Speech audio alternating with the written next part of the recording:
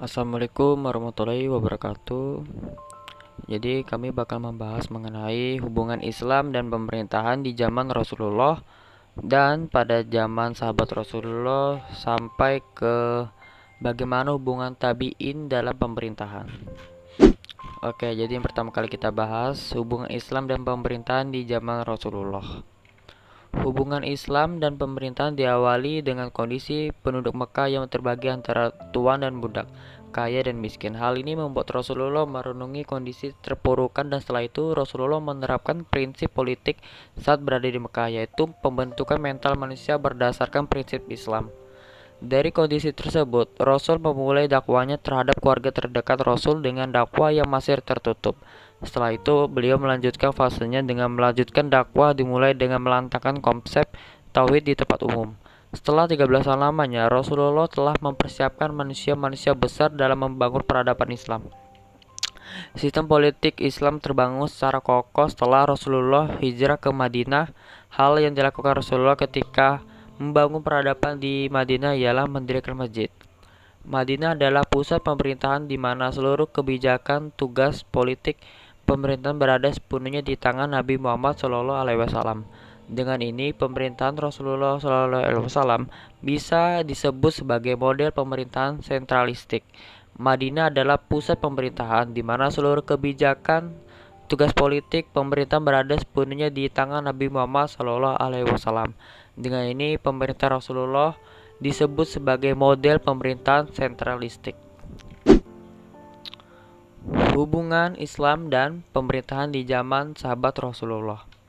Yang pertama di zaman sahabat Rasulullah yaitu Abu Bakar As-Siddiq. Pada zaman Abu Bakar diawali dengan memiliki hubungan yang diwarnai dengan jiwa yang sangat demokratis. Dibuktikan dengan salah satu pidatonya pada hari pembantian bahwa ia akan mengakui kekurangan dan kelemahannya serta memberikan hak berpendapat untuk menegur dan memperbaiki kekhalifannya bila ia berbuat salah. Abu Bakar membentuk lembaga Bait al-Mal yang didirikan untuk meningkatkan kesejahteraan umum.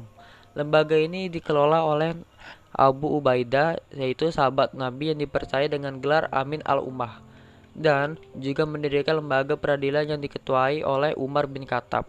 Selain itu, Abu Bakar juga bijak dalam membagi rata hasil rampasan perang.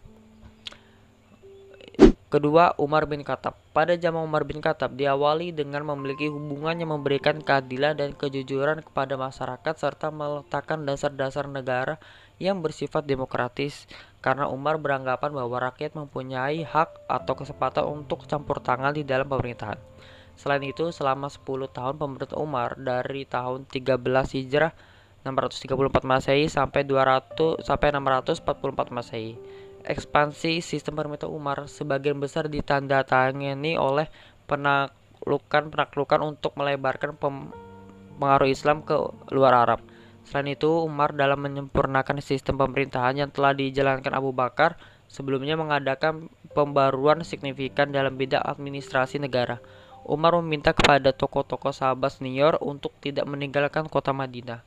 Umar membutuhkan tenaga mereka untuk memberikan masukan-masukan dalam pelaksanaan tugas-tugasnya. Yang ketiga, Ali bin Abi Thalib. Pada zaman Ali bin Abi Thalib diawali dengan memiliki hubungan sistem pemerintahan yang terkenal tegas, bijaksana, dan sangat mementingkan kemaslahatan umatnya. Sistem pemerintahan Khalifah Ali bin Abi Thalib juga sangat berpegang teguh terhadap Al-Quran dan As-Sunnah. Kebijakan Khalifah Ali bin Abi Thalib yaitu memecat kepala-kepala daerah yang diangkat Utsman dan digantikan oleh kepala daerah pada masa Ali, mengambil kembali tanah-tanah yang dibagikan Utsman kepada famili-famili dan kaum kerabatnya tanpa jalan yang sah. Demikian juga hibah atau pemberian kepada siapapun yang tiada beralasan. Memindahkan ibu kota Madinah ke Kufah dan memfungsikan kembali Baitul Mal atau zakat.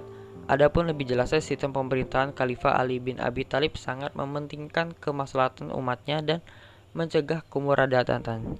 Seperti yang diterangkan dalam fikih siyasah, yaitu suatu konsep yang berguna untuk mengatur hukum ketatanegaraan dalam bangsa dan negara yang bertujuan untuk mencapai kemaslahatan dan mencegah kemudaratan. Yang keempat, pada zaman Utsman bin Affan. Pada zaman Utsman bin Affan diawali dengan memiliki hubungan kenikmatan dan kemakmuran yang dirasakan oleh umat Islam pada masa Utsman bin Affan akan sangat mempengaruhi bagi kehidupan umat Islam itu sendiri. Sebab kemakmuran membawa umat Islam dengan kesibukan urusan dunia dan terpesona dengan kenikmatan tersebut. Islam dengan kesibukan urusan dunia dan terpesona dengan tersebut membuat pemerintahan Utsman dalam menjalankan roda pemerintahan juga dibantu oleh lembaga-lembaga di setiap bidang. Bidang pemerintahan pada masa Utsman dijalankan secara baik. Hal tersebut bisa dilihat dari kejayaan pemerintah Islam. Utsman dalam memimpin pemerintahan mengumandangkan sifat kejujuran dalam setiap bidang. Pemerintahan yang dipimpin oleh Utsman bin Affan bertujuan untuk mensejahterakan umat Islam di berbagai bidang. Masyarakat diberi ladang pertanian, badan pajak dijalankan secara benar, dan keamanan wilayah pemerintahan Islam dikondisikan secara baik. Hingga muncullah tragedi yang memilukan yang dimulai sejak pertengahan masa pemerintahan Khalifah Utsman bin Affan. Puncak tragedi tersebut adalah terjadinya pemberontakan dan pembangkangan terhadap pemerintah yang berkuasa hingga menyebabkan Khalifah Utsman bin Affan meninggal dibunuh. Oke, yang terakhir adalah kita akan membahas mengenai bagaimana hubungan tabi'in dalam pemerintahan. Tabi'in memiliki hubungan keilmuan antara seorang alim atau sahabat yang menetap pada suatu negeri dengan penduduk sangat erat. Buktinya ada beberapa fatwa dan hukum yang beragama. Selain itu, ada beberapa hadis yang diriwayatkan di Irak, Syam, Mesir, dan negara-negara lain. Terdapat perbedaan ilmu pengetahuan di Mekah dan Madinah. Para sahabat berhasil meluluskan ulama tabi'in yang telah mengambil ilmu mereka dan meraih kedudukan yang mulia dalam ilmu dan agama. Kondisi dan dinamika tasyri pada zaman tabi'in sedikit banyak berbeda dengan kondisi pada masa sahabat yang sebelumnya kita sudah bahas. Dalam hal kebutuhan untuk memperbanyak periwayatan hadis semakin menguat pada tabi'in. Hal ini disebabkan oleh beberapa faktor sebagai berikut. Yang pertama, luasnya wilayah kekuasaan negara Islam setelah terjadi banyak penaklukan sehingga menimbulkan banyak masalah yang perlu diberikan fatwa. Di samping itu, para fuqaha menghadapi kondisi sosial yang beragam dengan adanya orang Persia dan Romawi serta Kristen Ortodoks. 2. Jarak antara satu negeri dengan negeri yang lain sangat jauh dan sulit berkomunikasi sesama mereka. Oleh karena itu, setiap ulama hadis terpaksa meriwayatkan apa yang dihafalnya untuk berfatwa. Dan terkadang mereka pergi ke Madinah untuk mengumpulkan hadis dan menghafalnya. Apalagi mereka banyak meriwayatkan hadis dari Rasulullah SAW ada di kota Madinah seperti Ibnu Abbas, Ibnu Ammar, Abu Hurairah, dan Aisyah. Ketiga, setelah Al-Quran mendapatkan perhatian besar, baik dihafal dan dikaji pada zaman sahabat sehingga membuat generasi setelahnya tidak berbeda pendapat sesuai dengan firman Allah Subhanahu wa taala. Sesungguhnya kami yang menurunkan Al-Quran dan kami yang akan menjaganya. Quran Surah Al-Hijr ayat 15.